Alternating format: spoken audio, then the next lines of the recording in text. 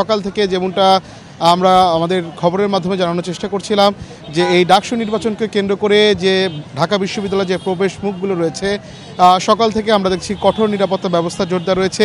সেই পরিস্থিতি এখনও বিরাজ করছে।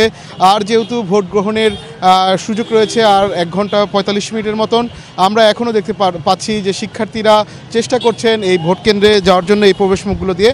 তবে প্রতিটি শিক্ষার্থী তাদের পরিচয়পত্র অবশ্যই এখানে যারা নিরাপত্তার দায়িত্বে যারা রয়েছেন তাদেরকে দেখানোর পরেই তারা সেখানে প্রবেশ করতে পারছেন।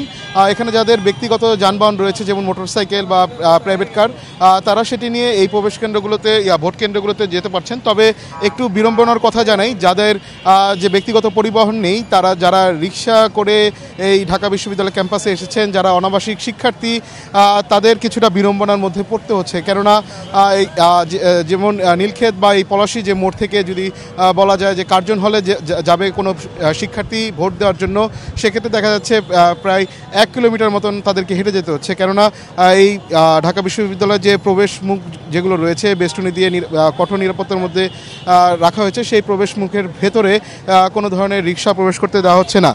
আর এখানে আরেকটি বিষয় একটু জানাতে চাই, এখানে শুধু পুলিশের পাশাপাশি এখানে অনেক স্বেচ্ছাসেবী কাজ করছেন, ঢাকা বিশ্ববিদ্যালয়ের কর্তৃপক্ষ এখানে কাজ করছেন।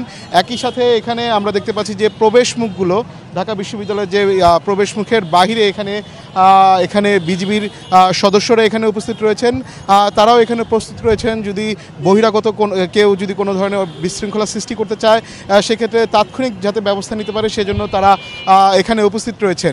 আর বলা চলে এখন পর্যন্ত যেহেতু সকাল থেকে সুষ্ঠু পরিবেশের মধ্যে দিয়ে বলা চলে প্রবেশ মুখগুলোতে যারা শিক্ষার্থী রয়েছেন তারা প্রবেশ করতে পারছেন, এবং একই সাথে যাতে কোনো ধরনের বহিরাগত যাতে প্রবেশ করতে না পারেন সেজন্য কঠোর অবস্থানে রয়েছেন আইনশৃঙ্খলা বাহিনীর সদস্যরা।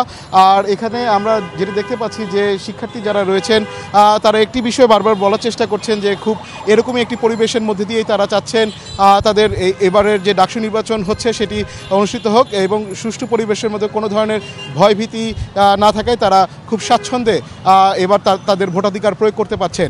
জি, এই ছিল আমার কাছে ডাকসু নির্বাচন নিয়ে সবশেষ খবর।